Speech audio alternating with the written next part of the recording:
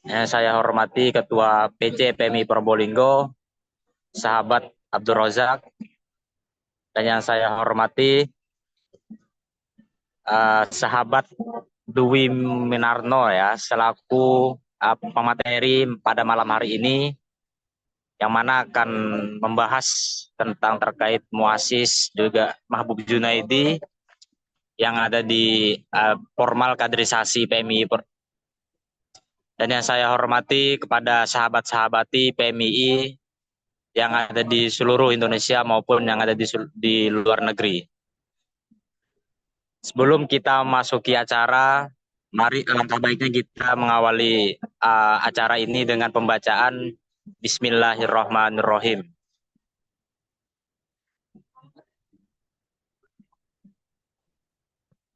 Baik, untuk selanjutnya akan ada sambutan dari Ketua Umum PC PMI Probolinggo kepada sahabat Abdul Rozak, dipersilahkan.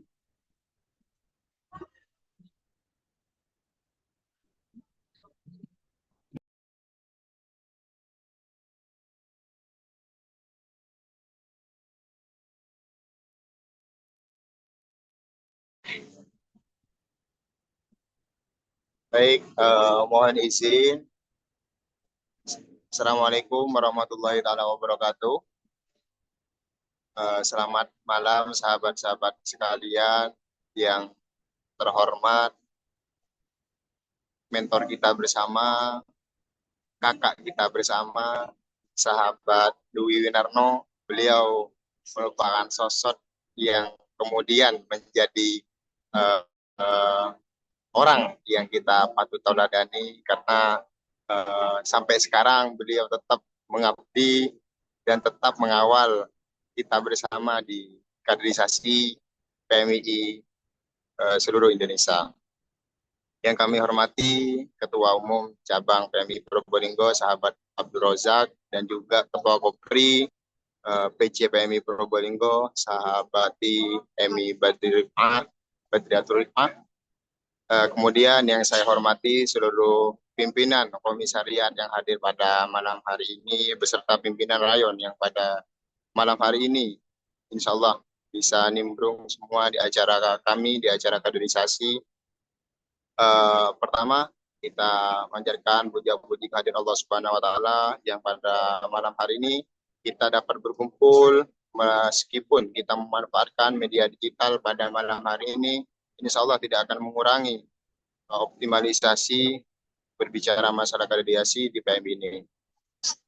Yang insya Allah forum ini menjadi forum barokah dan forum-forum yang penuh dengan berkah. Salawat serta salam senantiasa kita curah limpahkan kepada kehadiran baginda agung Nabi Muhammad SAW, yang mana berkat beliau kita pada hari ini dapat membedakan barang hak dan barang batin berajaran beliau, yakni Islam, agama Islam. Ketiga kalinya mohon izin sahabat-sahabat sekalian, pada malam hari ini saya mewakili Ketua Umum Cabang PCPMI Probolinggo, sahabat Abdul Rozak serta jajarannya, memohon maaf beliau hari ini masih ada kegiatan di luar, sehingga untuk sambutan ini diwakili oleh saya pribadi. Jadi sebetulnya kegiatan program kerja yang sudah dibentuk dari awal kita rapat kerja pada bulan Desember kemarin, salah satunya adalah forum mingguan kaderisasi, yang dimana salah satu tujuan daripada program kerja ini adalah bentuk daripada silaturahim kami bersama seluruh jajaran kader-kader PMII se-Probolinggo Raya, baik itu di kota ataupun kabupaten Probolinggo tercinta. Nah, malam hari ini kita berada pada forum mingguan kaderisasi pertama. Kalau Forta itu kemarin beda lagi forumnya. Hari ini kita memiliki tema yang sangat luar biasa. Kita melihat lagi, mengingat kembali daripada perjuangan Mahbub beserta Muassis PMII untuk kemudian merumuskan beberapa ide, pemikiran, merumuskan formula kaderisasi yang relevan dengan perkembangan zaman pada hari ini. Yang insya Allah nanti akan dipandu langsung oleh sahabat kita, mentor kita, sahabat Dwi Winarno. Semoga output daripada kegiatan ini nanti kita di bidang kaderisasi wabil khusus akan menemukan nih kira-kira formula yang kemudian relevan dan relate untuk kaderisasi di mungkin hari ini udah sampai kepada 5.0 di mana seluruh media akses yang kita gunakan bisa dimanfaatkan dengan teknologi. Harapan kami juga dari segenap pengurus cabang kepada seluruh kader-kader seProbolinggo Raya bahwasanya ini adalah sebuah wadah atau bentuk daripada inisiatif teman-teman pengurus cabang untuk kemudian memberikan forum kepada sahabat-sahabat sekalian agar kemudian kaderisasi di PMI Probolinggo tidak redup dan terus menyala. Mungkin itu saja yang dapat saya sampaikan. Kurang lebihnya saya akhiri. Ihdinas siratal mustaqim. Wassalamualaikum warahmatullahi wabarakatuh. Salam pergerakan. Salam.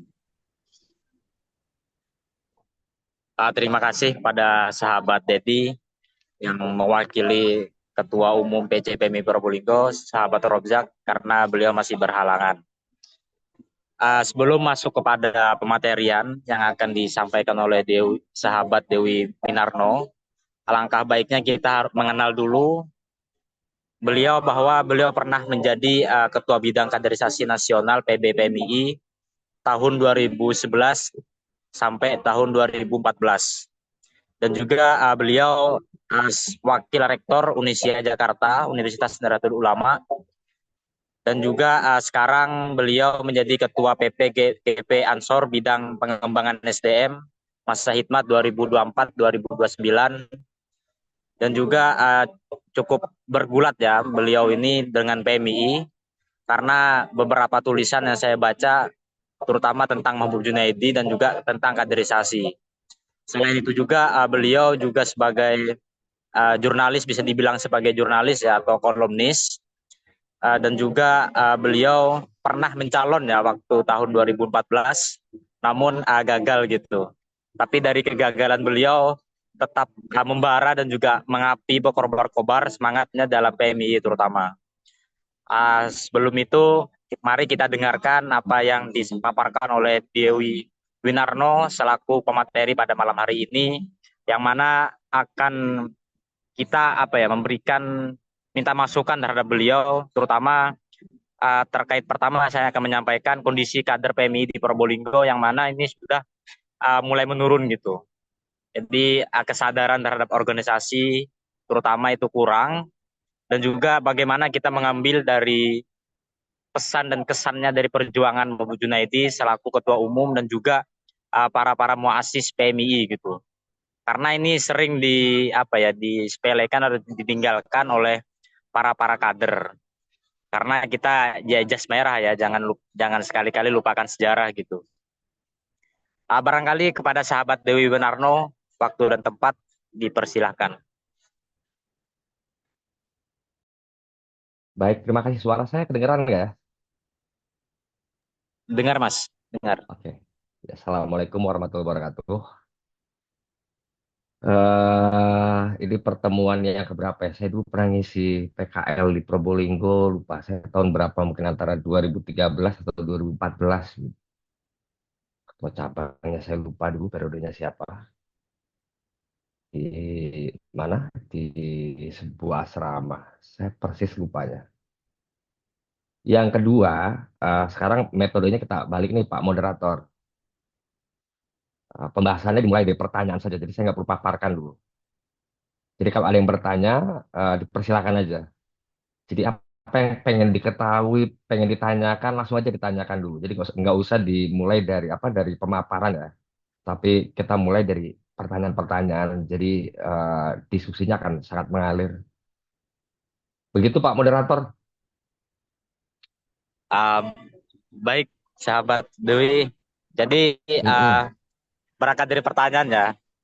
Jadi bagaimana Ya. sih membangun kader atau kesadaran untuk di apa ya, kesadaran kader ini sekarang mulai berkurang gitu, terutama dalam dalam PMI gitu. Khususnya di Probolinggo itu masih banyak kader yang kurang merasa memiliki terhadap organisasi PMI gitu. Barangkali itu dulu, sahabat. Ya, jadi begini, eh, kesadaran itu kan kalau dalam istilah organisasi disebut sense of belonging. Jadi kesadaran untuk memiliki. Pertanyaan berikutnya, kenapa seseorang bisa sadar untuk memiliki? Kenapa seseorang punya keinginan untuk bisa punya tingkat partisipasi yang tinggi dalam kehidupan organisasi? Atau kenapa seseorang apa bisa bertahan begitu lama di organisasi? Nah, ada banyak variabel, ada banyak possibility, kemungkinan yang membuat orang itu kemudian punya kesadaran soal tadi sense of belonging, kesadaran memiliki organisasi. Mestinya pertanyaannya dibalik. Jadi saya selalu hampir sering katakan eh, bukan kita bertanya apa yang kader berikan bagi organisasi, tapi apa yang organisasi berikan bagi kader PMI. Jadi logiknya dibalik. Nah, Anda-Anda semua ini kenapa masih mau bertahan di PMI? Memangnya PMI sudah memberikan benefit apa bagi pengembangan kapasitas diri Anda, bagi pengembangan potensi akademik Anda, bagi eh, peningkatan pengembangan karir profesional Anda, eh, atau dalam banyak hal apa yang kira-kira bisa diberikan oleh PMI buat kader PMI. Jadi kenapa logiknya dibalik? Karena sebetulnya semakin modern kehidupan dengan segala kerumitannya, semakin tinggi tingkat pendidikan, maka orang itu punya kecenderungan sikap pragmatis, punya kecenderungan kalau dalam dalam pendekatan ekonomi dia akan berpikir soal hitung-hitungan. Nah itu yang disebut sebagai makhluk rasional. Kalau saya aktif, saya akan bisa apa? Kalau saya aktif, saya akan mendapatkan apa? Kalau saya aktif eh, secara jangka panjang, bagi perkembangan diri saya apa? Nah, itu dulu yang mesti dijawab oleh PMII. Kalau PMII tidak bisa menghadirkan kebutuhan sebagaimana yang diinginkan oleh kader-kadernya, maka kesadaran itu sulit tumbuh karena eranya sudah berubah. Di tahun 30-an, 40-an, 1920-an sampai dengan 1960-an, orang kan bisa saja bicara bahwa eh, kita perlu kader-kader yang ideologis, kader-kader yang militan, punya kesadaran yang sama soal membangun organisasi, kesadaran yang sama soal semangat kemerdekaan nasional, kesadaran yang sama soal bagaimana mengisi kemerdekaan yang telah diraih dengan banyak perjuangan, banyak pengorbanan. Orang kan fine-fine aja tuh. Karena dengan mereka punya ide, mereka punya kesadaran yang sama soal apa yang disebut sebagai common good, keinginan bersama, orang akan melakukan apapun. Nah, sementara sekarang situasinya sudah berubah. Apakah eh, sama seperti dulu? Sementara misalnya soal basic ini sudah terpenuhi dulu, sebagian besar masyarakat Indonesia berpikir eh, basic need itu tidak menjadi apa memang masalah terbesar, tapi karena mereka punya ide, mereka berharap basic need itu bisa terpenuhi. dengan kemerdekaan kita bisa ngatur bangsa sendiri. Dengan bikin PMI kita punya sarana mengaktualisasi diri. Lalu dengan dengan banyaknya tumbuh gerakan-gerakan politik di Indonesia, orang lebih mengedepankan ide ketimbang manfaat secara langsung bagi seorang member, seorang anggota, bagi seorang kader. Nah, situasinya sekarang sudah berubah. Basic need-nya sudah terpenuhi. Kalau kader PMI paling tidak kebutuhan sehari-harinya makan, minum sudah berkecukupan. Bahkan umumnya sekarang sudah ngerti soal lifestyle, sudah ngerti soal trend fashion, sudah ngerti soal banyak hal yang dia bisa dapatkan dengan cuma-cuma. Berkat tadi karena kebutuhan dasar terpenuhi, lalu kemudian kebutuhan sekundernya juga terpenuhi, konsumsi pengetahuannya dia bisa dapatkan dari manapun lewat karena perkembangan komunikasi digital dan lain-lain. Nah, ini sebetulnya challenge-nya. Jadi kalau kamu ingin orang itu bertahan dengan dengan kehidupan organisasi, organisasi harus berpikir keras apa yang mau diberikan. Jadi istilahnya saya akan aktif kalau saya melihat dampak nyata dalam kehidupan saya baik hari ini dan di kemudian hari atau masa depan. Nah, apa yang dilakukan oleh PMII ternyata dia terjebak. PMI ini organisasi tua, berdiri sejak 1960, lalu kemudian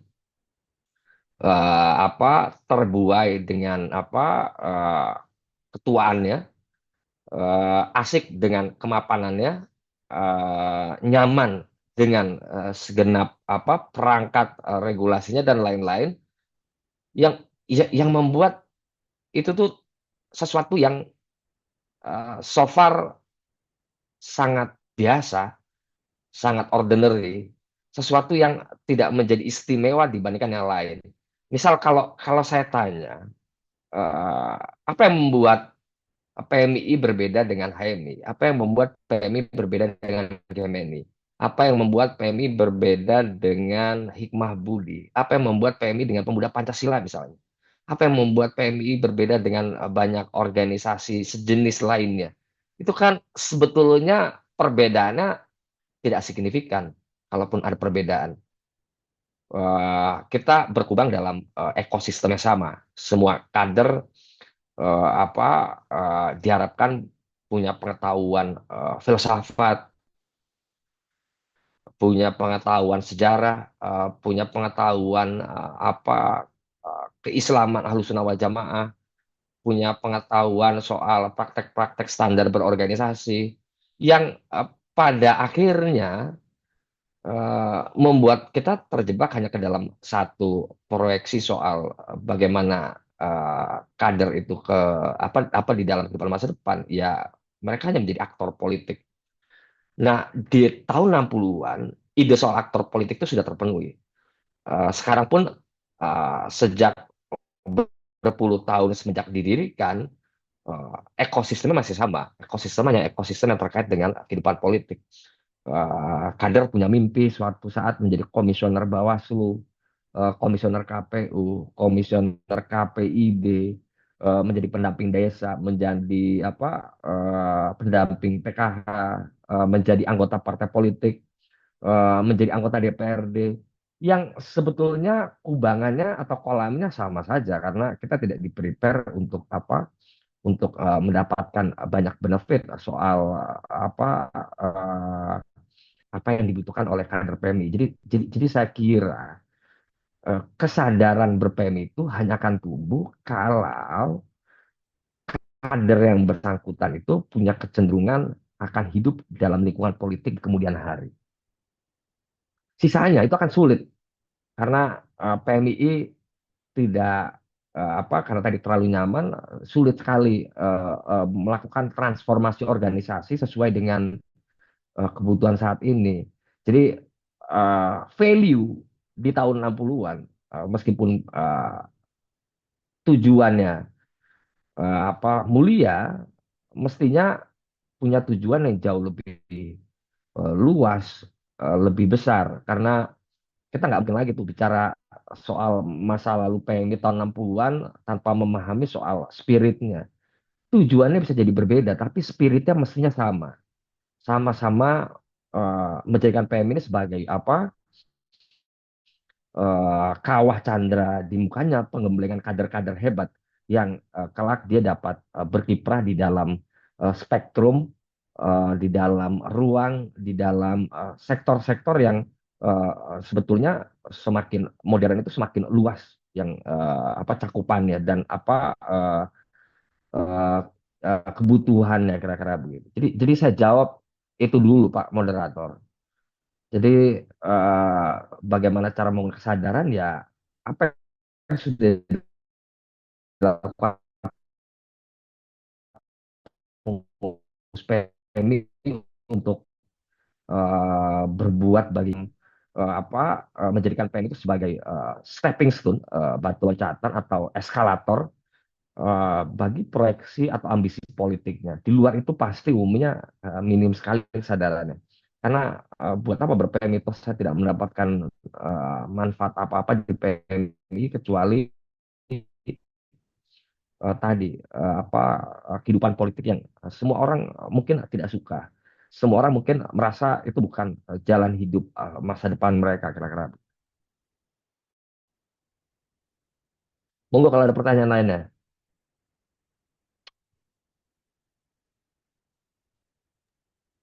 Halo. Baik sahabat Dwi, terima kasih.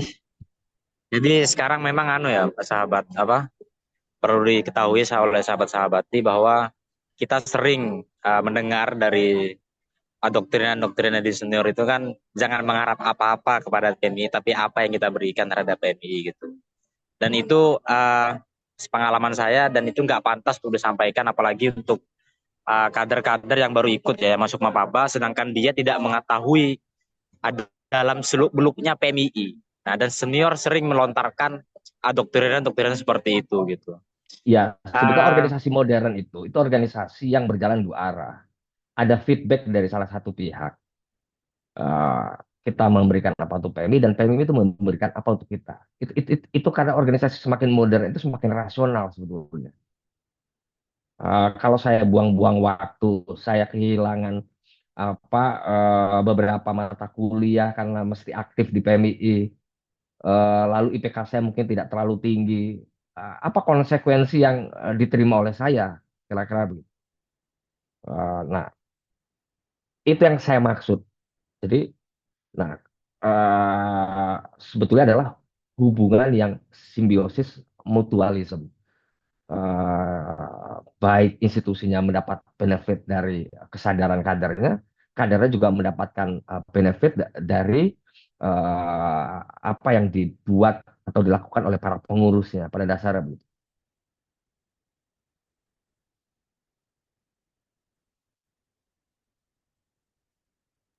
Baik Silakan Pak sahabat. moderator.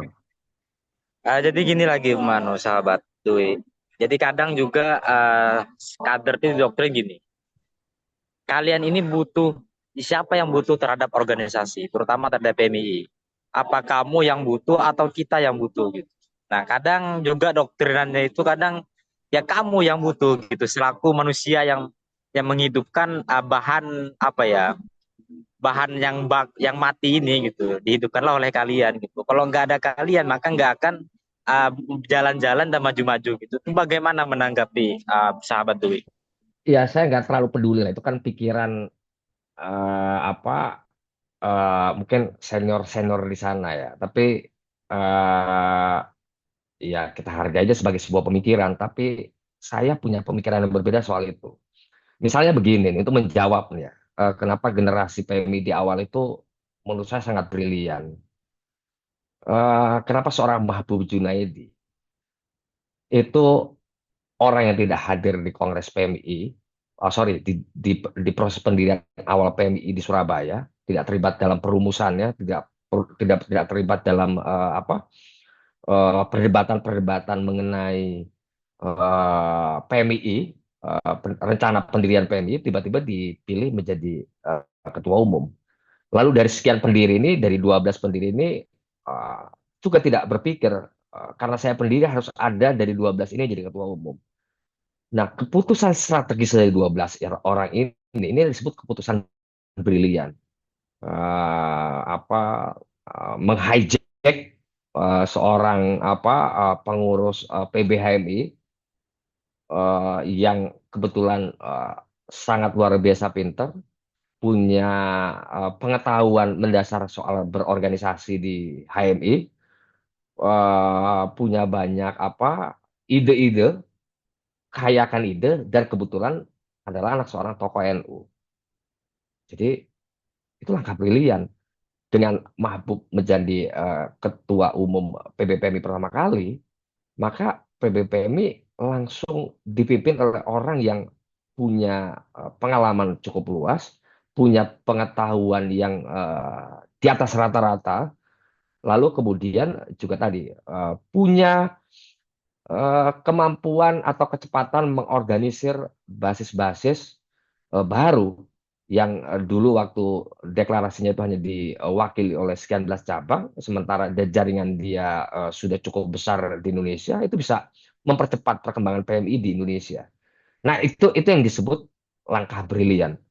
Yang kalau di kita mungkin akan sulit tuh menerima langkah-langkah brilian itu karena kita selalu ingin menonjolkan mestinya kita dong, mestinya diri kita dong, mestinya kita yang sudah bersusah payah dong. Nah, ini yang disebut langkah brilian ketika eh, ketika terjadi selama selama proses awal pendirian PMI. Jadi ada kerelaan. PMI ini dipimpin oleh orang yang visioner dan nggak malu-malu. Orang yang punya pengalaman dan pengetahuan berorganisasi, sehingga akselerasi pendirian cabang PMI menjadi demikian cukup cepat, kira-kira begitu. Nah, itu tadi. Jadi itu disebut pilihan strategis. Pilihan strategis. Nah, di masa kini kan tantangan soal yang pinter kan sudah tidak terlalu dibutuhkan karena sebagian kader PM itu banyak kuliah di kampus-kampus yang bagus, banyak yang IPK-nya tinggi-tinggi mungkin kalau diukur secara akademik. Yang dibutuhkan adalah kecerdasan yang sama ketika menghadapi realitas yang berbeda. Tentu tahun 60 tahun 60-an, Indonesia tahun 60-an atau PMI tahun 60-an akan sangat berbeda dengan Indonesia atau PMI di tahun 2020-an. Itu berbeda sekali. Maka mindset soal tadi, saya misalnya atau PMI yang butuh saya atau saya butuh PMI, itu soal mindset kita.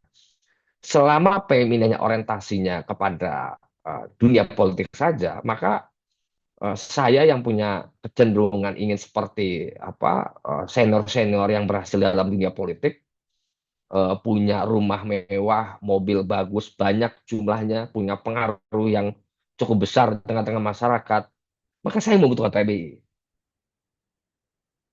Tapi lagi-lagi itu situasi yang cukup keliru karena pada akhirnya itu hanya menjadikan PMI itu sebagai organisasi yang homogen. Menjadi homogen itu hanya untuk mereproduksi kader dalam satu dimensi yang disebut dimensi politik tadi. Sementara dalam banyak teori terkini perubahan itu tidak melulu hanya dalam kehidupan politik, tidak melulu hanya melalui satu sarana, itu sarana politik. Karena itu sesuatu yang apa sesuatu yang sudah tidak lagi relevan pada masa kini, kira-kira begitu. Jadi mestinya saling membutuhkan, mestinya adalah saling mempengaruhi.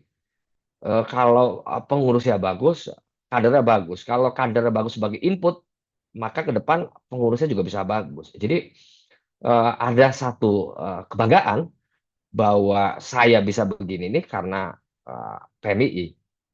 Saya bisa begini ini karena saya aktif di PMI. Saya bisa begini ini karena PMII berkontribusi besar bagi perkembangan hidup saya kira-kira begitu. Itu yang mestinya sekarang itu harus dilihat dalam situasi yang berbeda, tentu dengan kacamata yang berbeda. Sebab kalau kacamatanya masih sama, pendekatannya masih sama, kita akan terlalu larut bahwa apa? Terlalu larut menjadikan PMI ini hanya wadah bagi para binatang politik saja, bukan eh, binatang yang tadi bisa beraneka ragam, binatang ekonomi, binatang sosial, binatang teknik, binatang pengetahuan-pengetahuan baru yang membutuhkan kecakapan kader-kader PMI-nya. Nah, itu bisa dilihat misalnya begini, kalau Anda ini kan homo academicus, orang-orang yang terdidik di dalam kampus, maka disebut akademisi. Selalu saja muncul program studi baru yang aneh-aneh, yang baru-baru. Karena semakin tadi saya bilang semakin modern dunia, semakin rumit, dia membutuhkan spesialisasi kalian-kalian baru. Nah, kampus saja beradaptasi, masa PMI nggak bisa beradaptasi?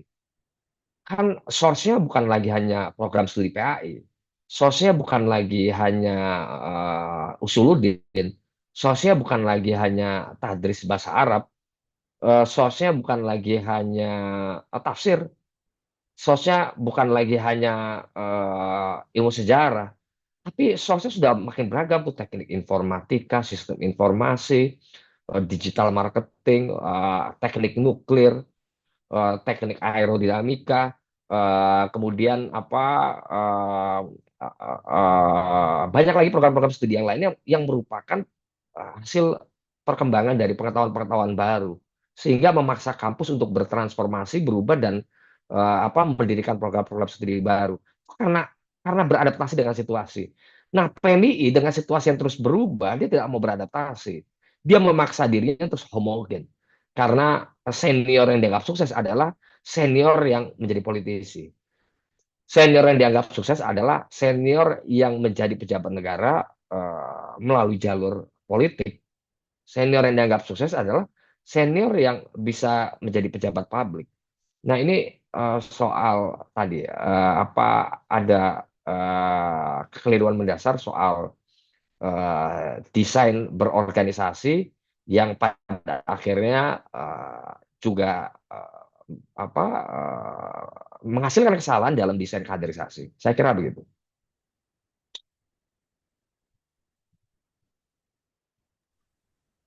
Kalau ada Baik, pertanyaan, monggo. terima kasih sahabat Dwi. Sebelum saya lempar ke para sahabat-sahabat ya, nanti bisa bertanya.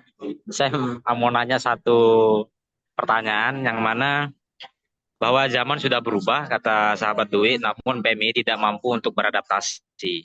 Nah, kalau kita untuk mencari mahbub yang sekarang, saya sempat membaca juga karya-karyanya sahabat Dwi, yang mana apabila ada kongres, Mahbub Junaidi nggak bakalan calon. Karena salah satunya adanya persyaratan ya dia punya ijazah sarjana. Terus yang kedua apalagi ada bayarannya, bayaran atau HTM untuk sebagai calon. Nah ini sedangkan lagi gini, ada pemimpin yang itu perlu intelektual juga secara keilmuan dan juga kemampuannya. Namun secara realitasnya ketika ada pemimpin yang itu berhasil dalam aklamasi, nah ini apakah adanya kekuatan dari administrasi dan juga dan sebagainya, ini apakah bisa dibilang kemajuan atau kemunduran dari organisasi PMI, sahabat itu? Ya, jadi begini, karena cara pandang kita sama bahwa PMI adalah sarana instrumen untuk merubah nasib kita. Merubah nasib kita itu berarti melakukan mobilitas vertikal dari miskin menjadi kaya.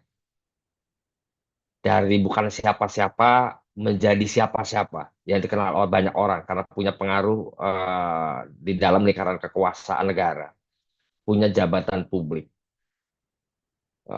Maka sampai kapanpun pertarungan di PMI itu hanya menarik bagi mereka yang punya tendensi dalam kehidupan politik. Coba bayangkan dengan syarat sedang S2, lalu syarat uang pendaftaran 30 juta. Yang daftar 23 orang. Itu belum termasuk Kopri. Itu menunjukkan banyak sekali kader PMI punya ambisi politik terlalu tinggi. Ya, karena PMI dilihat sebagai sarana untuk menghasilkan kesuksesan diri, bukan menghasilkan kesuksesan bagi orang banyak, bukan ajang kreasi bagi tiap kader PMI untuk bisa mengembangkan potensi dirinya melalui wadah yang bernama PMI. Jadi belum dilihat ke sana. Nah itu membuat kontestasi di PMI pasti selalu ramai, selalu hiruk pikuk, selalu memancing banyak keributan. Karena karena ekosistem politik ya demikian. Itu yang membuat sebagian kader PMI yang dia punya knowledge bagus, punya kompetensi banyak, bagus-bagus, itu memilih tidak mau berlama-lama di PMI karena merasa ekosistemnya itu nggak cocok untuk perkembangan diri mereka.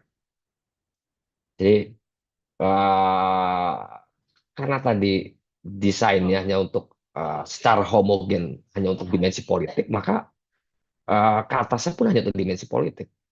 Nah, tahun 60 ketika Mahbub terpilih, dia tidak melihat dirinya sebagai ketua umum itu untuk dimensi politik.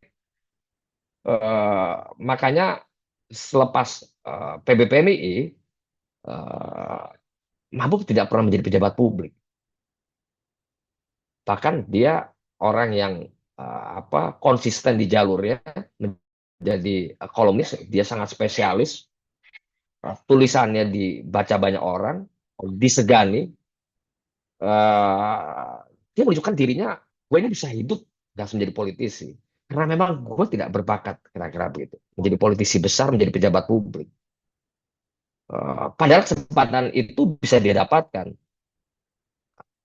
Nah, Mabuk ini ingin ngasih contoh sebetulnya. Bahwa pertarungan di PM itu bukan untuk menghasilkan politisi besar. Tapi orang yang berjiwa besar. Orang yang punya kemampuan memformat organisasi sesuai kebutuhan zamannya. Nah, pada akhirnya begitu mestinya. Nah, di kita mesti indikatornya adalah indikator politik. Bahwa kalau kamu sukses jadi ketua cabang itu nanti 2029 kamu sukses jadi caleg. Kamu terpilih menjadi komisioner Bawaslu, kamu terpilih menjadi komisioner KPU. Ya karena indikatornya hanya itu. Sementara di tahun 60-an indikatornya tuh tidak sekecil itu. Indikatornya itu ya sudah, kalau PMI menjadi sarana kaderisasi politik Partai NU, maka sarana kaderisasi dibenahi. Fokusnya mesti politik dan yang bisa ngerti Mahbub. Apa Mahbub jadi politisi? Enggak, memang didesain organisasi ini bagi calon-calon politisi NU, tapi dia nggak jadi politisi. Politis bagaimana normalnya sekarang ya.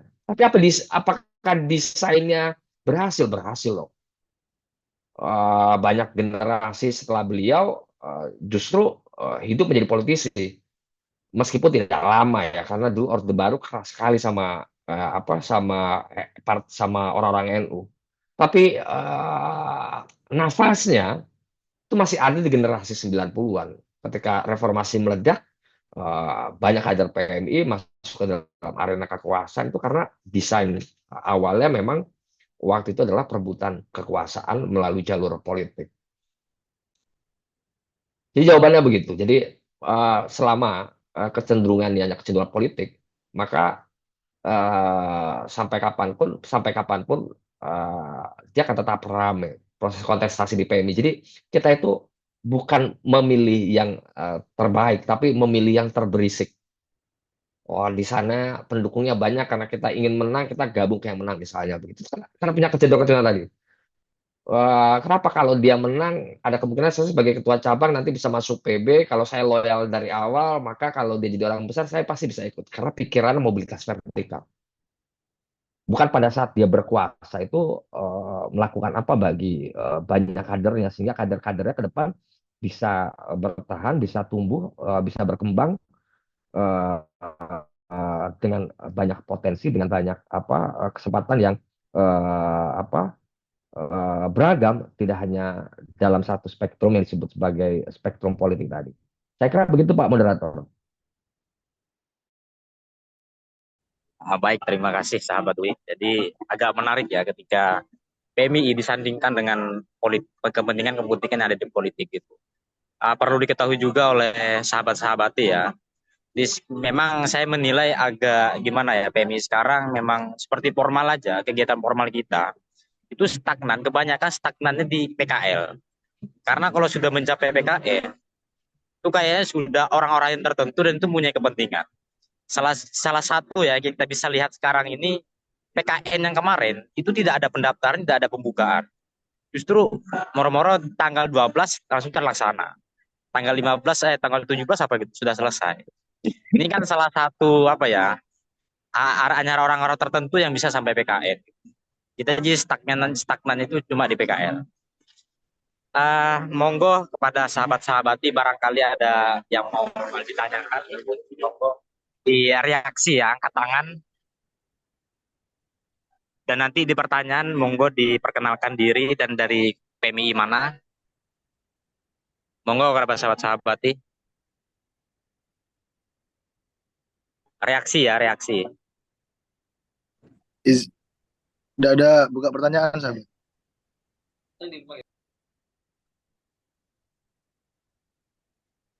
Monggo di reaksi ya, angkat tangan ya.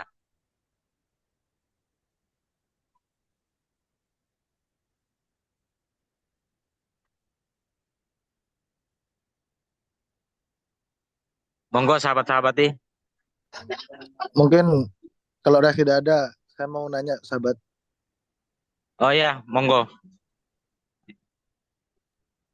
G, pertanyaan saya ini sahabat, apa terkait perkaderan di kampus saya PMI di Muhammadiyah itu.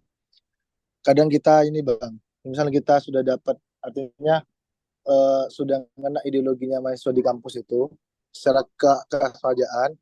Cuma kan di kampus saya itu banyak juga yang kemudian mahasiswa Nahdien itu yang tidak mau satu wadah sama kita atau satu organisasi dengan kita itu karena banyaknya iming-iming dari internal kampus begitu terkait kerjaan atau terkait ya pokok intinya yang profit itu bang gitu.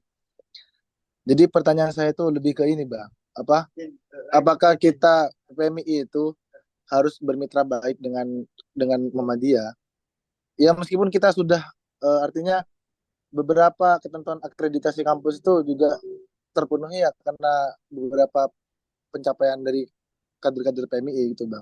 Cuma tetap namanya kampus Muhammadiyah tetap tidak terima dengan adanya PMI sampai PMI di kampus saya itu dikatain adanya PMI itu di kampus Muhammadiyah itu sebagai pemberontak saja begitu bang. Nah dan kita sering kali kehilangan kader itu ya karena diculik dengan banyaknya iming-iming yang disediakan oleh internal Muhammadiyah itu bang. Jadi untuk mengatasi itu apakah kita perlu bermitra cuma outputnya ke kita tidak ada bang? Apa gimana? Artinya Jadi, kita pengen jadi untuk bisa berkembang, kita kan membutuhkan hubungan dengan siapapun. Kenapa? Karena lingkungan kita itu terbatas. Misalnya kalau Anda tanya ke senior, karena senior di PMI itu kebanyakan mereka yang berkecimpung dalam dunia politik, maka pengetahuannya terbatas tentang kehidupan politik. Sementara dunia di luar tuh sudah jauh berubah. Gak bisa lagi mengandalkan perubahan hanya dalam kehidupan politik. Yang kedua, karena saya sampaikan, dengan terbatas ekosistem, maka kita membutuhkan pengetahuan-pengetahuan baru, membutuhkan apa model-model kerjasama baru, membutuhkan kesempatan-kesempatan baru, dan itu dengan siapapun, selama tidak bertentangan dengan value kita, nilai kita, yang kedua tidak bertentangan dengan tujuan kita, maka bekerja dengan siapapun itu bisa menjadi eh, langkah taktis maupun strategis untuk pengembangan PMI maupun kader-kader PMI. Pada dasarnya begitu. Misal, berhubungan baik karena kita kuliah di kampus Muhammadiyah, lalu apakah perlu berhubungan dengan baik dengan pihak kampus? Perlu loh. Dengan berhubungan baik, maka kader-kader terbaik kita bisa jadi sering diutus oleh kampus dalam kegiatan konvensi, dalam kegiatan studi banding, dalam kegiatan pertukaran mahasiswa. Kader-kader kita kan bisa menjadi prioritas. eh, Apakah value-nya terus tergadaikan jadi Muhammadiyah kan enggak. Kampus itu tadi betul, dia punya benefit kalau mahasiswanya berprestasi. Nah, pokok soalnya lagi-lagi begini. Anda-anda yang aktif di komisariat di kampus Muhammadiyah itu punya prestasi atau enggak? Punya Bang, Jangan, karena iya, jangan-jangan kampus melihat kamu dilihat sebagai pemberontak karena kamu masih sibuk mengkritik kampus saja, sementara kalian tidak pernah memikirkan soal prestasi diri. Anda penting berprestasi itu tuh menunjukkan bahwa saya di PMII itu tidak mengganggu aktivitas saya dalam meraih kemampuan akademik. Saya buktikan dengan IPK saya tinggi, lalu saya bisa sudah nulis jurnal sejak saya kuliah, lalu kemudian saya ikut banyak kontestasi atau kompetisi yang terkait dengan misalnya dengan pengetahuan, dengan bakat atau hobi, dengan olahraga, maka Anda bisa juga membawa keharuman nama kampus, maka kampus secara otomatis akan melihat Anda sebagai partner. Bahwa kalau mau cari kader-kader yang pintar, itu mesti di PMI. Kalau mau cari kader-kader yang bisa diandalkan untuk mengangkat nama kampus, itu mesti di PMI. Nah, itu yang disebut sebagai hubungan timbal balik. Nah, jangan lihat tadi semua orang itu sebagai rival, sementara kita ini hidup juga penuh serba kekurangan karena pengetahuan kita terbatas, ekosistem kita kecil, kita besar secara basis massa saja, basis massa NU, tapi lupa bahwa kita perlu belajar juga dari orang lain. Kita juga perlu kerjasama dari orang lain. eh, Kalau Anda bisa menunjukkan tadi kekhasan kader PMI di kampus Muhammadiyah, misalnya PMI itu identik dengan kader-kader yang pintar, kader-kader yang berprestasi, kader-kader yang mengharumkan banyak nama kampus, tentu akan menjadi mitra strategis. Akan menjadi mitra strategis. Karena saya berkeyakinan, tidak semua dosen di kampus Muhammadiyah itu pasti orang Muhammadiyah. Kaprodi Pendidikan Agama Islam Universitas Muhammadiyah Kupang itu mantan ketua cabang PMI justru. Eh, dan pasti karena tidak semuanya Muhammadiyah, pasti ada punya keinginan membackup Anda. Makanya PMI di Universitas Muhammadiyah Kupang itu bisa berdiri, bisa bagus kaderisasinya karena tadi justru malah menguntungkan kampus. Bahwa Anda sebagai mahasiswa harus kritis sama kampus, that's okay. Tapi bukan cuma satu sisi kritisnya aja, tapi yang dilihat itu ada semacam ada kebanggaan ber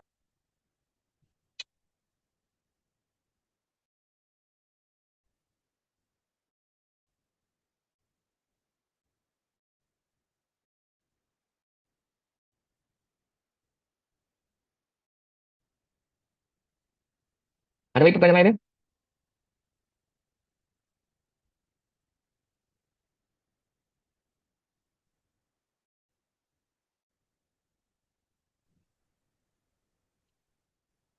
Izin bertanya, Moderator. Yes. Iya, terima Monggo kasih. sahabat Ulhak.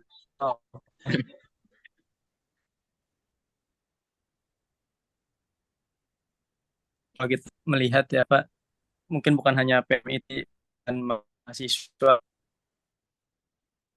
tahun ini pada hari ini mungkin lebih berkecimpung dalam hal ranah-ranahnya politik, ranah-ranahnya yang mungkin yang sangat pragmatis.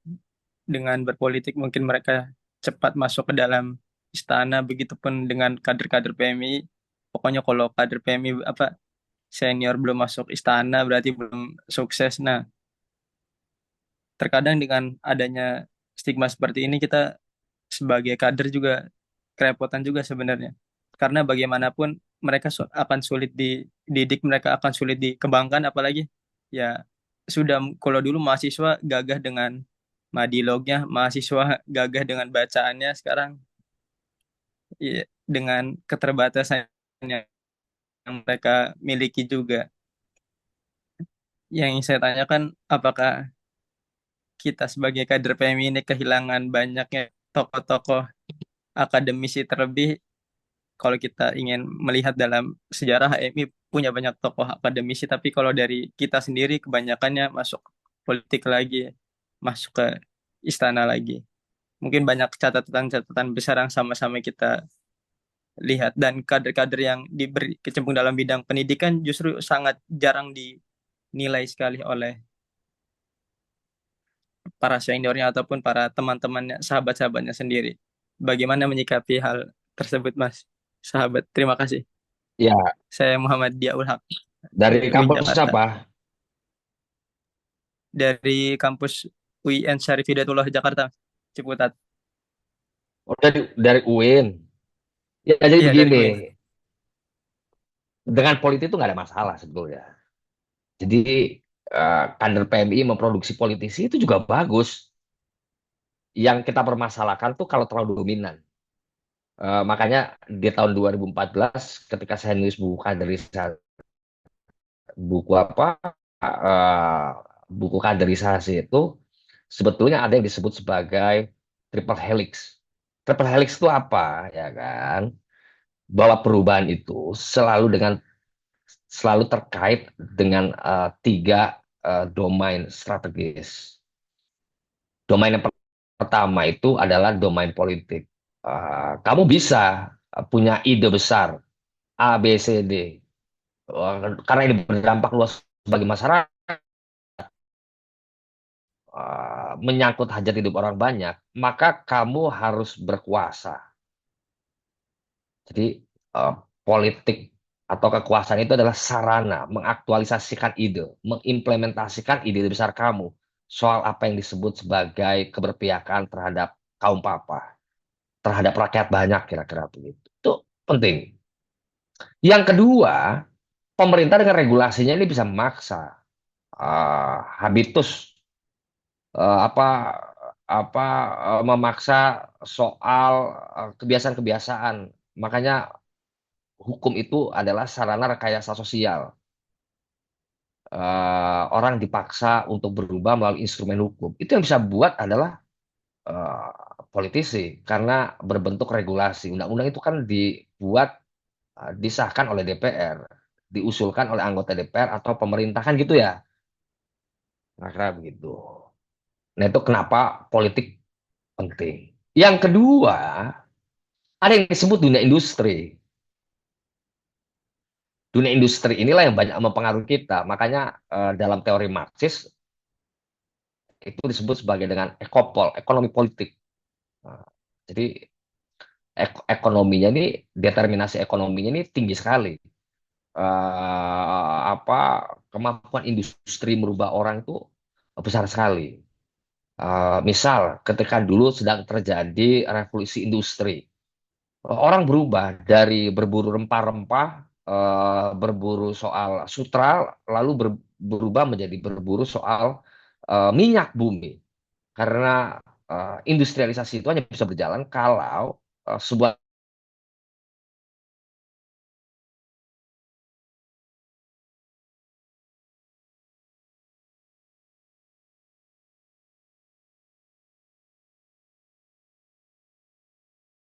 inovasi, revolusi teknologi. Dulu transportasi utama itu adalah kuda dengan apa, gerobaknya, sekarang tergantikan dengan mobil yang sama-sama kakinya 4 dengan roda 4, maksudnya begitu. Nah, itu karena terjadi proses industrialisasi merubah orang. orang menjadi punya mobilitas yang cepat ke satu daerah, orang punya kebiasaan-kebiasaan baru karena punya tadi, karena industri kemudian ternyata menghasilkan banyak perubahan, perubahan perilaku, perubahan apa gaya hidup, orang dipaksa konsumtif, orang dipaksa mengikuti tren. Coba lihat FIFA saja begitu coba. Dulu eh, Piala Dunia diikuti 24 tim, naik 36, besok naik lagi jadi 40-an. Karena kenapa? Karena dia industri. Semakin banyak orang menyukai sepak bola, itu akan semakin baik bagi FIFA. Nah, itu industri. Kita ini cuma jadi korban aja nih. Korban dari hobi kita, ya ternyata di benak kita tuh ditanamkan banyak apa produk lewat iklan-iklan dalam industri sepak bola. Berubah. Dulu uh, kita mungkin berubah. Sekarang apa cukup lewat WhatsApp, cukup apa nggak perlu lagi nunggu surat dan lain-lain, itu berubah. Tongkrongan-tongkrongan sudah berubah. Asik game aja nggak ngobrol soal hidup dan lain-lain. Itu karena industri itu sangat berpengaruh terhadap perubahan manusia. Yang ketiga, ada yang disebut sebagai unsur university. Kenapa? Karena universitas itu memproduksi dan mereproduksi pengetahuan-pengetahuan yang sekarang perannya sebetulnya tidak lagi di universitas sebagian, karena sudah diambil oleh apa unit research and development yang punya korporasi. Jadi ada tiga kantung perubahan yang mesti dikuasai sebetulnya, karena tiga-tiganya saling terkait dan punya dominasi yang cukup kuat dalam melakukan perubahan di masyarakat. Satu, pemerintah. Pemerintah ini termasuk lembaga-lembaga politik di dalamnya negara, misalnya legislatif, eksekutif, yudikatif. Lalu yang kedua adalah korporasi, perusahaan atau industri yang banyak merubah orang. Dulu nggak ada GoFood, sekarang kalau Anda lapar punya uang cukup pesan GoFood bisa datang makanan itu karena kita berubah kan. Itu karena industri melakukan itu. Dulu tukang-tukang Gojek cuma nunggu di pangkalan, sekarang mereka cukup pakai aplikasi merubah, menyelamatkan nasib ribuan sarjana di Indonesia nggak bisa cari kerja, akhirnya bisa bekerja sebagai tukang Gojek ya kan, dan Grab untuk jangka pendek kira-kira begitu. Nah, yang ketiga itu di university. Makanya waktu itu desainnya adalah kita tuh dengan buku yang waktu itu saya tulis bersama tim punya harapan besar. Tiga apa tiga apa tiga poros ini itu betul-betul bisa dipersiapkan dan menjadi arena pertarungan baru kader PMI. Itu disebut sebagai triple helix. Jadi makanya pertanyaan mendasarnya begini, dengan situasi yang sekarang itu sampai kapanpun PMI hanya akan bercimpung di sektor politik saja. Dia tidak akan bisa bersaing di akademik, dia tidak akan bisa bersaing di korporasi. Padahal tiga-tiganya mestinya didominasi. Makanya dulu begini, kita kuat di sektor akademik, banyak kok guru-guru besar yang alumni PMI. Enggak banyak. Itu cuma didominasi di UIN-UIN saja tuh. Di program-program studi keagamaan. Yang program studi umum di mana banyak mempengaruhi hajat hidup orang banyak secara langsung, itu nyaris sangat minim sekali. Makanya saya dulu bikin riset misalnya berapa banyak kader PMI yang menjadi rektor di kampus umum negeri. Itu jumlahnya nggak banyak tuh. Dulu hanya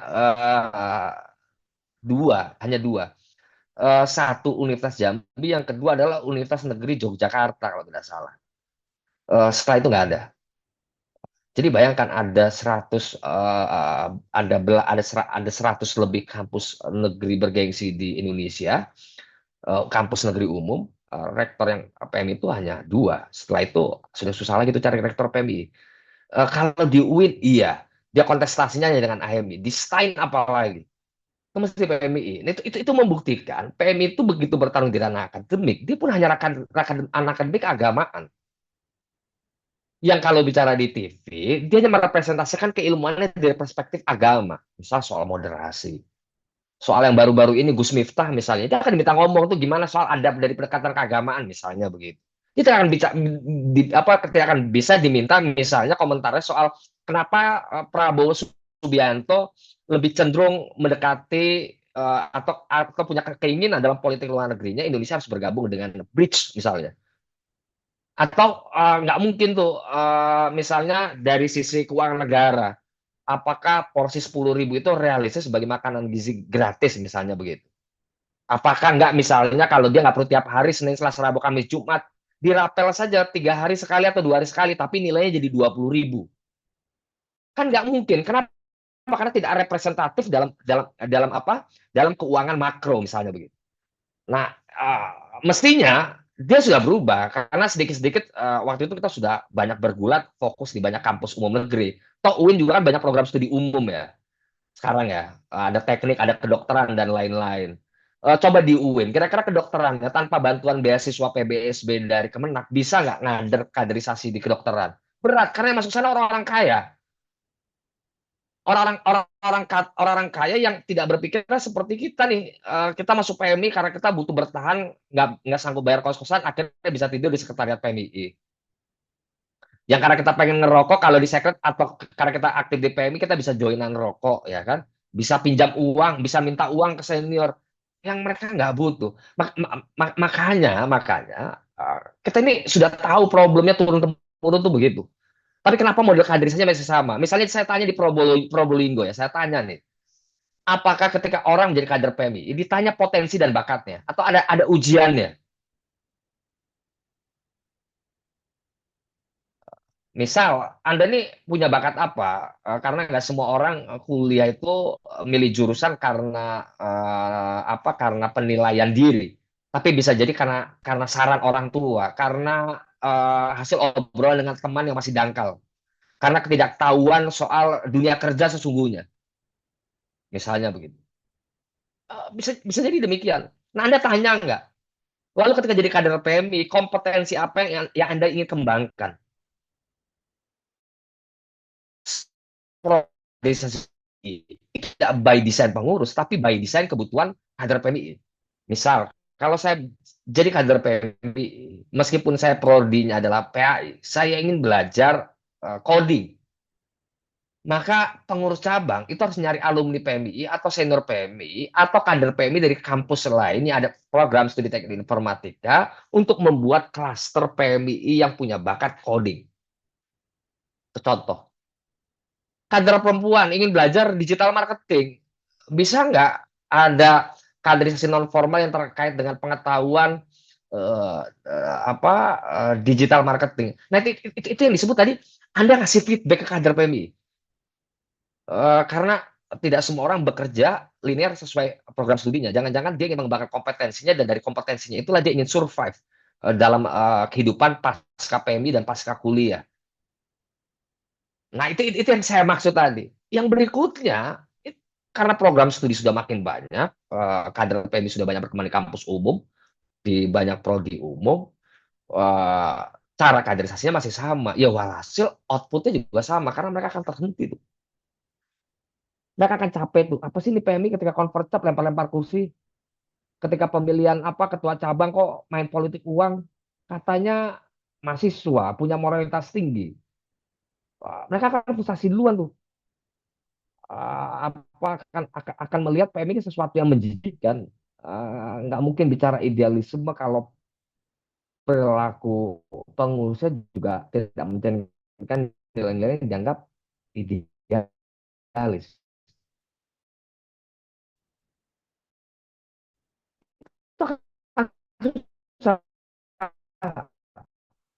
Lebih baik apa adanya saja, tapi potensi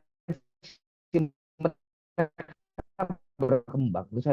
Jadi apa Anda punya kekuatan tindak curang ketika Anda ingin bertindak benar sekalipun Anda membutuhkan legitimasi dari mana dunia akademik. Ternyata akademisnya nggak ada. Jadi Anda hanya akan berjalan terpincang-pincang kalau Anda menghasilkan kader yang homogen. Saya kira begitu. Terima kasih. Oke, terima kasih kepada Mas Sahabat Dwi. Barangkali ada Ya, Boleh. ada tanggapan dari sahabat Ulak. Sudah, Lalu terima kasih banyak. Ini saya sudah banyak mencatat juga dari Oh, sahabat. ya, terima kasih sahabat Ulak. saya boleh moderator. Jadi sebelum ini pertanyaan terakhir ya, barangkali ada yang mau tanya, silakan langsung reaksi. Tangan. Saya moderator. Saya. Ya, monggo sahabat. Ya, sebelumnya terima kasih atas kesempatan yang diberikan kepada saya. Selamat malam dan salam tajim buat seluruh sahabat-sahabat. Perkenalkan, nama saya Jarod Moti dari cabang Ternate, Maluku Utara. Nah, Siap. yang pertama yang ingin saya menanggapi dari beberapa penyampaian dari narasumber tadi, yang pertama adalah soal politik. Nah, pada awalnya narasumber tadi kan menyampaikan bahwa kita jangan terlalu mengandalkan perubahan itu dalam menggunakan kekuatan politik. Nah, tapi dalam perkembangan diskusi justru narasumber sendiri itu ya PMI harus memproduksi politisi gitu kira-kira. Nah, dari dua pernyataan itu bagi saya pribadi itu ada kontradiksi pernyataan Nggak gitu. nggak kontradiksi. Ya. Berarti Anda Lalu bagi saya jadi gini, itu nggak, kontradiksi. sorry, maaf saya potong, itu nggak kontradiksi. Yang saya mau katakan adalah karena terlalu homogen, maka kaderisasinya, output dan prosesnya itu akan tetap sama. Jadi jangan pernah mengharapkan hasil yang berbeda. Apakah itu penting? Penting, tapi harus diimbangi oleh keinginan untuk dominasi di sektor-sektor lainnya. Karena perubahan tidak hanya bisa dilakukan melalui sektor politik. Begitu. Jadi kalau saya bisa bilang, kok belakangan penting, tapi tiga yang disebut bukan cuma politiknya. Nggak kontradiksi dong. Ya, Kontradiksi itu kalau saya bilang bahwa politik nggak penting, itu yang berikutnya hanya politik yang paling penting, itu kontradiktif. Kira-kira begitu. ini kan yang pertama tadi narasumber bilang kita jangan terlalu menggunakan kekuatan politik dalam proses perubahan gitu. Nah, dalam perkembangannya justru narasumber sendiri menyampaikan gitu bahwa PMI harus memproduksi politisi. Nah, itu bagi saya ada yang bertentangan dalam dua pernyataan itu. Itu yang pertama. Nah, yang kedua, kalau kita belajar soal strategi gerakan PMI, dalam konteks ini, kalau misalkan narasumber menyampaikan bahwa kita tidak selamanya harus mengandalkan kekuatan politik, kita juga harus menggunakan sektor-sektor yang lain. Kalau bagi saya bersepakat dalam konteks itu. Kenapa? Karena kalau kita pernah membaca dan belajar soal strategi gerakan PMI, itu kan ada yang disebut dengan penyebar luasan anggota dan kader di semua lini sektor. Salah satu diantaranya adalah soal politik, industri tadi misalkan, dan juga akademisi. Nah, Ya itu tapi saya yang nulis, Pak. itu Ya, saya terus lanjut. istirahat mana begitu saya sudah lupa. Iya, Nah, itu disebut the leading sector istilahnya, itu saya ya, nulis. oke. Ya, saya lanjut ya. Siap. Nah, tapi yang menjadi pertanyaannya adalah apa sih yang menjadi basis penentu dalam menyebarluaskan anggota dan kader PMI di semua lini sektor. Nah, lagi-lagi kaderisasi itu menjadi faktor penentu dari penyebarluasan anggota dan kader di semua lini sektor yang ada dalam kehidupan itu. Nah, misalkan gini, anggota dan kader kelak kalau bisa sampai pada tahapan politik bisa tembus ke akademisi maupun di industri misalkan. Nah, di situ kita dituntut untuk memiliki pengetahuan akan soal sektor-sektor itu. Nah, untuk bisa punya pengetahuan tambahan, ya kaderisasi tadi menjadi sebuah faktor penentu dalam menyebarluaskan itu. Betul, Nah, betul. misalkan, tapi yang menjadi masalahnya bukan di situ. Nah, Masalahnya misalkan gimana? sekarang kita bisa melihat ada Gus Imin yang sebagai yang dia juga masuk dalam kabinet Merah Putih Prabowo Gibran sebagai menteri. Nah, kan tadi kita belajar soal strategi gerakan itu. Nah, yang menjadi masalahnya adalah apakah anggota dan kader atau alumni yang semua sudah masuk di politik misalkan salah satunya, itu kira-kira mereka bawa enggak apa yang diperjuangkan oleh PMI? Mereka bawa enggak program politik yang diperjuangkan oleh PMI? Mereka bawa enggak program untuk mensejahterakan rakyat gitu. Masalahnya di situ. Nah, yang selanjutnya adalah tadi saya dengar ada beberapa sahabat-sahabat yang justru anti politik gitu. Nah, kalau saya pribadi itu saya nggak anti politik, saya nggak anti partai politik gitu. Nah, tapi politik dan partai politik yang bagaimana dulu gitu. Nah, kalau kita mau SWOT soal kelemahan PMI sekarang, ya salah satunya itu kita di PMI nggak punya partai. Sekalipun ada alumni-alumni PMI yang itu masuk dalam partai politik. Nah, tapi partai politik itu yang Bikin dong, justru bikin Partai Mahasiswa Islam Indonesia. Ya, gimana lanjut? Bisa lebih percepat gak ya? ya, Pertanyaannya gimana, Mas? Pertanyaannya gimana, Mas Ya, Jarot? langsung oke. pertanyaannya sahabat. Ya, gimana Pak Jarot? Nah, Sahabat kebetulan kan, Jarot gimana pertanyaannya? ya, kebetulan kan narasumber kan sebagai ketua kaderisasi ya kalau nggak salah di tahun 2011 Dulu. dan 2012. Ya, betul. Ya. Nah, kemarin aku pernah dengar podcast Gus Abe di Ternate, Maluku Utara. Dia pernah bilang gini, di tahun 2021 kemarin kalau nggak salah. Dia bilang bahwa PB waktu itu dalam tahapan proses penyusunan sistem kaderisasi yang itu mempertimbangkan fakultas dan juga program studi. Nah, selain kaderisasi yang mempertimbangkan program studi dan juga fakultas, itu kaderisasi juga mempertimbangkan masalah yang ada di lokal gitu. Misalkan kita di Maluku Utara itu lagi masif-masifnya soal tambang. Nah, kaderisasi itu harus dia juga sesuai dengan konteks gitu. Nah, tapi kita di timur di Indonesia di Ternate justru yang disampaikan Gus Abe itu kita di Ternate belum mendapatkan sistem kaderisasi yang dirancang dan dirumuskan itu gitu. Nah,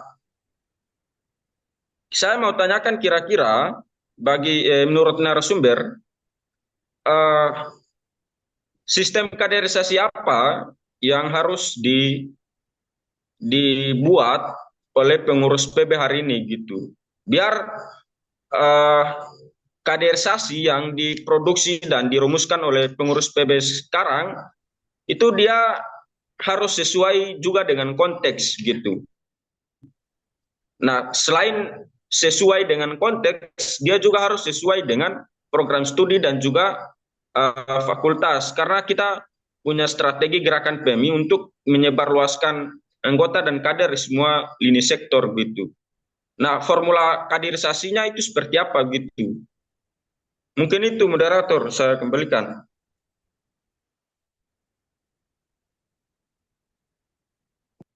Siap, saya langsung respon aja ya. Terima kasih sahabat Jarot Moti. Jadi pada dasarnya begini, tulisan soal the leading sector itu ada di buku kaderisasi tahun 2014. Setelah itu mungkin direproduksi di beberapa, dijadikan kutipan sebagian apa baik sebagian atau seluruhnya di dalam buku-buku kaderisasi berikutnya ya. Pada dasarnya begini, kalau sahabat-sahabat pernah lihat video saya di YouTube tahun 2011 dalam Rakornas Kaderisasi, What I Said, saya bilang begini, reformasi ini telah membuka kesempatan bagi orang-orang NU berkuasa. Itu berbeda dengan di masa Orde Baru. Sampaikan. Nah, ketika Gus Dur menjadi presiden, punya problem mendasar. Gus Dur sebagai presiden tidak dapat menempatkan kader-kader NU di kementerian-kementerian yang dianggap strategis. Misalnya Kementerian Keuangan, Kementerian Perdagangan, Kementerian Perindustrian, Kementerian Energi dan Sumber Daya Mineral, Kementerian BUMN. Kenapa? Karena source-nya terbatas, sumber dayanya terbatas. Jadi kita punya kekuasaan yang sedemikian besar menjadi presiden, tapi tidak bisa mengelola kekuasaan. Kenapa? Karena kita tidak punya resource. Ada beberapa menteri yang dianggap merepresentasikan politik NU pada waktu itu. Satu itu Aisyikam, politik NU atau PKB ya. Aisyikam itu lulusan Hawa University, doktor ilmu politik, teorinya banyak dulu menulis teori soal atau banyak mengaitkan dengan teori yang terkait dengan civil society. Maka diskusi civil society itu dulu kebanyakan menggunakan pendekatan yang digunakan oleh Aisyikam di PMII menjadi Menristek. Gimana kita mau berkembang teknologi aerodinamikanya, teknologi robotiknya, sementara yang diharapkan dari apa Menteri Riset dan Teknologi itu adalah soal bagaimana teknologi itu bisa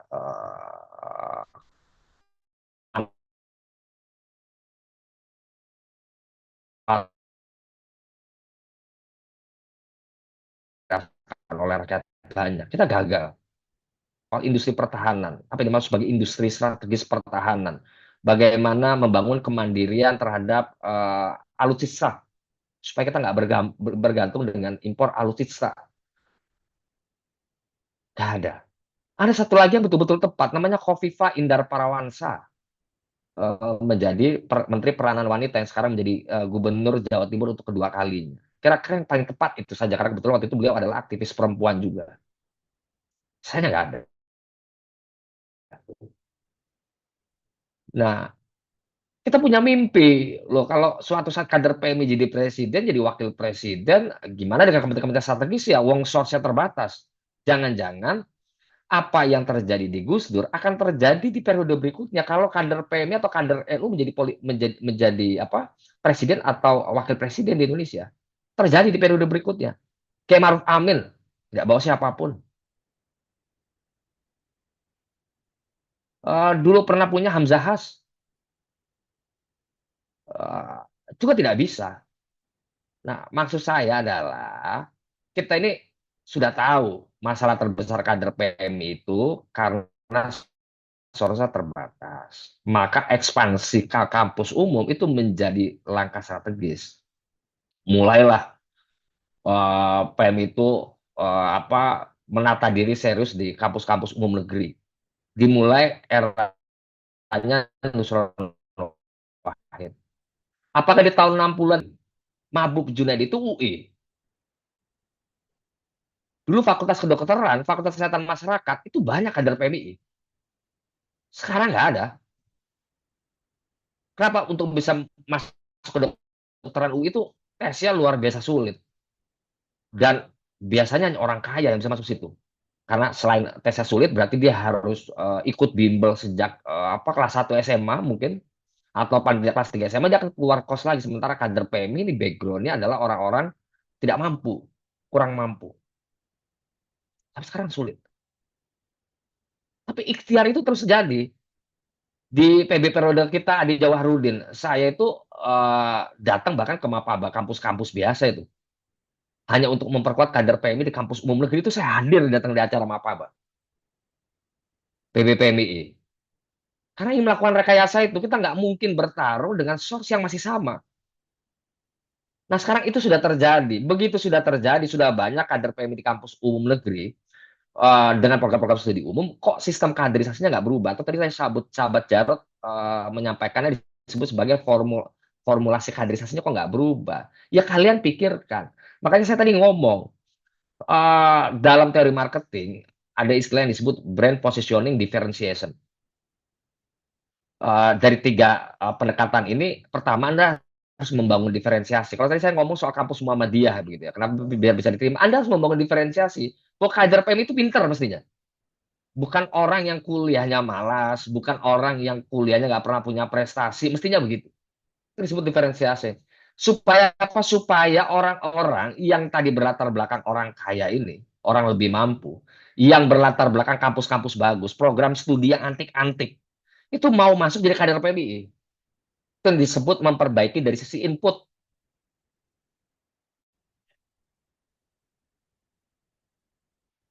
Kalau diferensiasinya sudah dilakukan, otomatis dia punya brand, otomatis dia punya positioning.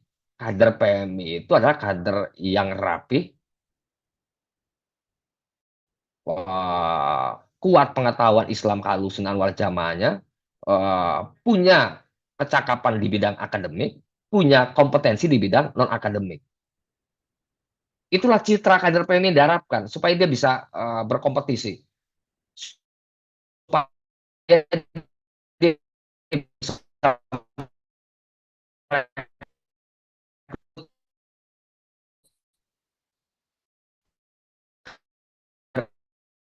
kader brilian, supaya dia bisa merekrut fakultas atau program studi istilahnya. Itu juga berbasis, tadi yang saya sebut, berbasis hobi atau bakat.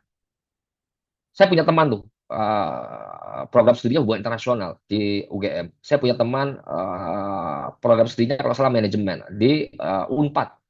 Dua-duanya jadi programmer handal. Apa dua-duanya prodi teknik informatika atau sistem informasi? Bukan. Mereka dapatkan itu secara otodidak. Nah, itu menunjukkan ada orang ingin juga berkembang di luar pengetahuan akademiknya.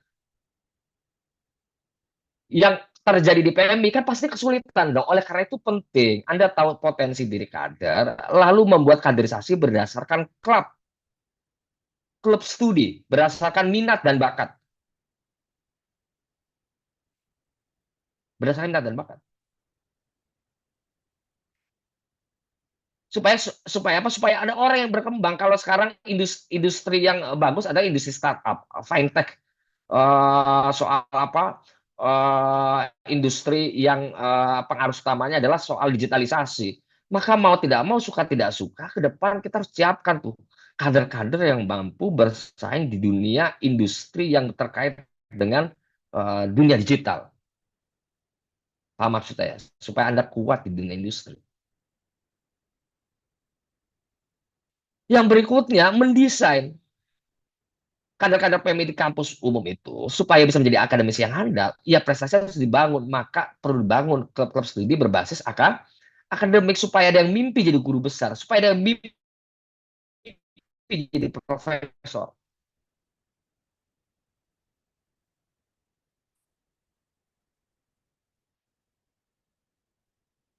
Jadi basicnya selain kaderisasi yang sifatnya tadi studi oriented, juga ada potensi oriented. Dari situ baru nanti kalau prosesnya bagus, dari inputnya bagus, prosesnya bagus, maka outputnya akan sangat beragam. Orang nggak akan semuanya lari jadi politisi. Ada yang punya mimpi menjadi pemimpin industri dunia digital. Ada yang punya mimpi ingin menjadi pemimpin industri pertambangan. Sekarang kalau misalnya di Maluku Utara lagi rame soal isu-isu pertambangan. Pernah nggak pengurus cabangnya misalnya berhasil atau mendorong kampusnya misalnya lewat kampus mendorong MOU dengan perusahaan-perusahaan tambang supaya kalian bisa magang di sana. Misalnya begitu. Karena program studinya misalnya tidak dibutuhkan. Ada nggak program studi ilmu pertambangan di Ternate, kampus di Ternate? Kalau tidak ada misalnya cuma ada akuntansi, kan pasti pertambangan butuh pembukuan. Mungkin nggak ada anak akuntansi yang lama-lama expert di akuntansi pertambangan, industri pertambangan. Karena ada banyak konsentrasi atau varian pengetahuan-pengetahuan baru dari satu program studi kan. Mungkin nggak? Mungkin nggak ada MOU. Peningkatan kompetensi kader yang dikerjasamakan dengan perusahaan-perusahaan tambang supaya misalnya tadi harapannya kader PMI bisa in charge dengan apa yang terjadi di tingkat lokal, tidak minder, bahkan justru bisa berbarengan. Kalau hanya berharap pada sama PB-nya itu berat.